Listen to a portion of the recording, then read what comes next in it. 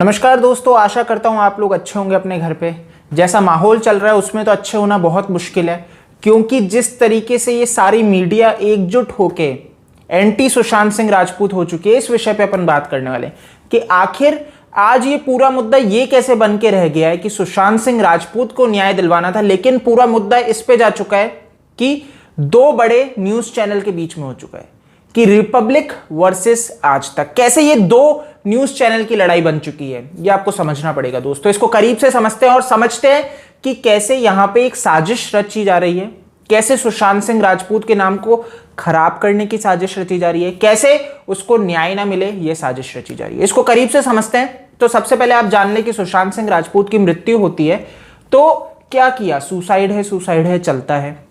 Republic की आवाज बहुत तेजी से बुलंद होती है और ऐसे में क्या होता है कि आपको ध्यान है इंग्लिश न्यूज चैनल में जहां पे रिपब्लिक ताज फहरा रहा था, है ना, इसकी टीआरपी सबसे ज्यादा थी, लेकिन हिंदी में इसकी नहीं थी। हिंदी में आज तक 20 साल से राज कर रहा था कि भैया टीआरपी में कोई इसे पछाड़ नहीं पाया 20 सालों में आज तक को, और ये बहुत बड़ी बात थी। लेकिन क्या होता है कि जैसे ही सुशांत सिंह राजपूत के लिए न्याय की आवाज उठाने आते हैं अर्नब गोस्वामी, तो हिंदी न्यूज चैनल की इनकी टीआरपी बढ़ने लगती है और ये 20 सालों का राज तोड़ देता है आज तक का और सीधे नंबर 1 पे आ जाता है। और ये करारा तमाचा था इस आज तक चैनल को। और इसका मतलब क्या परिणाम निकल के आता है, अगर आपने देखा हो, ये पूरी तरीके से बौखला जाते हैं। ये एंटी जो भी थे सबके इंटरव्यू ले लेते हैं, सोचते हैं रिया का इंटरव्यू ले ले टीआरपी आ जाएगी, सूरज पंचोली का इंटरव्यू ले ले टीआरपी आ जाएगी, आदित्य पंचोली का ले ले टीआरपी आ जाएगी। सारे हथखंडे अपना लेते हैं, संदीप सिंह का इंटरव्यू लेते हैं टीआरपी आ जाएगी, लेकिन कोई इन्हें नहीं बचा पाता। इनकी टीआरपी गिरती जाती है और अर्नब गोस्वामी का नाम बुलंद होता जाता है और सुशांत सिंह राजपूत के फैंस उनको बहुत प्यार देते हैं, क्योंकि ये व्यक्ति निडरता से मुंबई में रहते हुए लड़ा है सुशांत सिंह राजपूत के लिए। अर्नब गोस्वामी के खिलाफ महाराष्ट्र सरकार पार्लियामेंट में प्रिविलेज मोशन दाखिल कर देती है, कंगना राणावत के खिलाफ कर देती है। अब ये क्या है तो सिंपल, आपको मैं इसके ऊपर स्पेसिफिक वीडियो बना चुका हूं, इन शॉर्ट बता देता हूं कि इनके पास आजादी है, सरकार के पास पार्लियामेंट में बैठे हुए लोगों के पास ये आजादी रहती है कि ये जिसके भी खिलाफ ये प्रिविलेज मोशन लाते हैं तो ये उसको खुद ही जज बन के निर्णय लेंगे और उसको सजा सुना देंगे। अब वो सजा कुछ भी हो सकती है, जेल की हो सकती है, जुर्माना हो सकता है, या फिर जिस विषय में बात कर रहे हैं उसको दबा देंगे। तो इसके खिलाफ ये भी लाते हैं, लेकिन इस व्यक्ति को रोक नहीं पाते हैं। तो आप समझ सकते हो कैसे सत्ता का दुरुपयोग किया जाता है महाराष्ट्र सरकार में, कैसे वहां पे सत्ता का बिल्कुल दुरुपयोग किया गया, कैसे एक कंगना राणावत को हरामखोर बोलने पे आ जाते हैं ये सरकार के लोग। तो यहां पे आप इस चीज को समझ पाए। उसके बाद अब अपन चल लेते हैं कैसे आज तक यहां पे जश्न मनाता है। आपने सुना होगा जैसे ही एम्स की रिपोर्ट की ये लीक होती है कि भाई डॉक्टर सुधीर गुप्ता ने बता दिया है भैया ये सुसाइड है, मर्डर नहीं है, और जश्न मन जाता है एक न्यूज चैनल में बुरी तरह। इस तरह से ट्विटर पे इनके जो एंकर लोग हैं जश्न मनाते हैं, रीट्वीट्स करते हैं जो लोग सुसाइड का जश्न मना रहे होते हैं, उनके लाइक किए जाते हैं। तो आप समझ सकते हो कि इनका जो असली चेहरा है ये यहां पे पर्दाफाश होता है। उसके बाद सिंपली एम्स कह देता है भाई हम जो भी ये लीक हुई है डिटेल्स, इसके ऊपर बिल्कुल हमारा कुछ वो नहीं है। तो आप समझ सकते हो कि एम्स अपना हाथ पीछे कर लेता है, सीबीआई अपना हाथ पीछे कर लेता है, यानी कि ये एक सिर्फ मजाक बन के रह जाता है और असली चेहरा उन लोगों का सामने आ जाता है जो ये मतलब कवरेज कर रहे थे ना कि सुशांत को न्याय मिले, हम तो भैया सच दिखाना चाहते हैं, लेकिन वो जिस तरह जश्न मनाते हैं तो उनका असली चेहरा सामने जाता है। और ये चीज दर्शाता है कैसे ऐसे घटिया लोगों को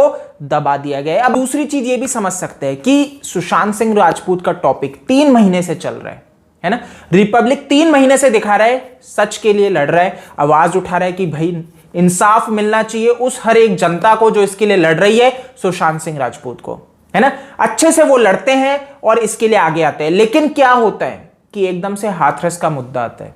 आप समझ रहे कि एक गैंगरेप हुआ एक लड़की के साथ, सबकी संवेदनाएं जुड़ती है, जुड़नी भी चाहिए अगर किसी लड़की के साथ ऐसा कुछ हुआ है तो, लेकिन धीरे धीरे चीजें क्लियर होती जाती है, इमेज क्लियर होती जाती है कि वहां पे गैंगरेप हुआ ही नहीं, है ना। कैसे जो एफआईआर लिखवाई गई थी वो कुछ और थी। देखो लड़की बिल्कुल उसने अपनी जान गंवाई है, उसके साथ बुरा हुआ है, उसकी सजा मिलनी चाहिए, उसको मारा गया है, लेकिन यहां पे पॉलिटिक्स रच दी जाती है। इस एक जो मारा गया ना हिंसा में, घरेलू हिंसा में, जो आपसी हिंसा थी, रंजिश थी दोनों परिवारों के बीच, उसमें एक लड़की ने अपनी जान गंवाई, उसको गैंग रेप का नाम दे दिया जाता है और ये पूरी राजनीति बढ़ती जाती है। अब इसमें आपको देखो, आपने समझा हो कि सारे मीडिया चैनल टूट जाते हैं, सारे मीडिया चैनल आज तक सबसे पहले हर जना कवर कर रहा है गैंग रेप और माहौल बना देते हैं। दूसरा माहौल बना दिया जाता है कि भाई जस्टिस फॉर सुशांत से क्या बढ़ के नहीं है गैंग रेप।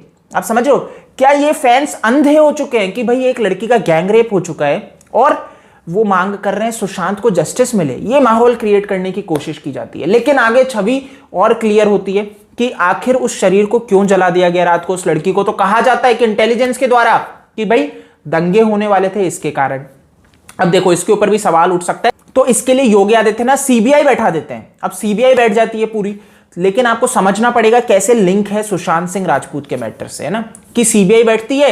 और इवन उन्होंने ये भी कह दिया योगी आदित्यनाथ ने, जो सीएम है यूपी के, देखो बहुत बदनामी होती है जिस सरकार के लिए सीबीआई बैठती है, तो ऑब्वियस सी बात है। लेकिन योगी आदित्यनाथ खुद कह रहे हैं कि भैया सीबीआई बैठ जाए, बहुत बड़ी बात है, यानी कि वो पारदर्शिता रखना चाहते हैं। अब विक्टिम का परिवार यहां पे कहता है हमें सीबीआई की जरूरत नहीं है, वो नार्को के लिए मना कर देता है, लेकिन जो अक्यूज परिवार है वो कहता है हम नार्को टेस्ट करवाने को राजी हैं, हम सीबीआई के लिए राजी है। तो यहां पे थोड़ा संदेह खड़ा होने लगता है। अब उन्होंने आज सुप्रीम कोर्ट को यह भी कहा है कि देखो भाई आपकी देखरेख में ये सीबीआई काम करे, तो जिससे बाद में ये इल्जाम ना लगा सके कि भाई यहां पे सीबीआई ने गलत निर्णय लिया है। तो आप समझ सकते हो दोस्तों कि ये पूरा प्रपंच रचा गया है कि सुशांत सिंह राजपूत से केस को डाइवर्ट किया जाए। आप समझ रहे हो कि ये कौन लोग हैं सत्ता में बैठे हुए जो सुशांत सिंह राजपूत को न्याय मिले उससे इन चीजों को गुमराह करना चाहते हैं। अगर आपने एक चीज देखी हो, एनसीबी बहुत तेजी से काम कर रही थी, एनसीबी के ऊपर दबाव आता नजर आ रहा है। दीपिका पादुकोण का नाम निकल के आता है, ठीक है, लेकिन आपको ध्यान हो उसके बाद जो अगला नाम आता है कि एस नाम का वो कौन व्यक्ति है जिसकी 55 वर्ष उम्र है। और भैया आपको भी पता है कि कौन वो व्यक्ति है एस नाम का, है ना, जिसकी 55 वर्ष की उम्र है। बहुत लिमिटेड चली जाती है चीजें बॉलीवुड में, वो कौन सा बड़ा एक्टर है। तो आप समझ सकते हो वो कौन सा बड़ा एक्टर है जिसको एनसीबी समन करती, जिससे पूछताछ होती, लेकिन चीजें बदल जाती है। आप समझ लो पॉलिटिक्स हो जाती है, यहां पे हाथरस का मुद्दा आ जाता है और चीजें सारी दबने लगती है।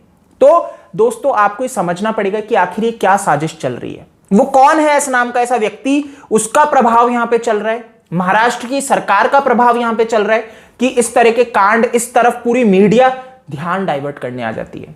तो आपको समझना पड़ेगा दोस्तों, आपको लड़ते रहना है ना, आपका ध्यान डाइवर्ट किया जाएगा। आज रिपब्लिक खड़ा है, एक ये चैनल है जो 3 महीने से मांग उठा रहा है कि भैया न्याय मिलना चाहिए सुशांत सिंह राजपूत को, लेकिन बाकी सब क्या कर रहे हैं, बाकी सब यहां पे सिर्फ मूर्ख बनाने का काम कर रहे हैं। वो जश्न मना रहे हैं, जैसे ही वो सुनते हैं भैया सुसाइड किया है सुशांत ने, वो जश्न मनाने लगते हैं। उनके वहां पे जैसे दिवाली आ चुकी है।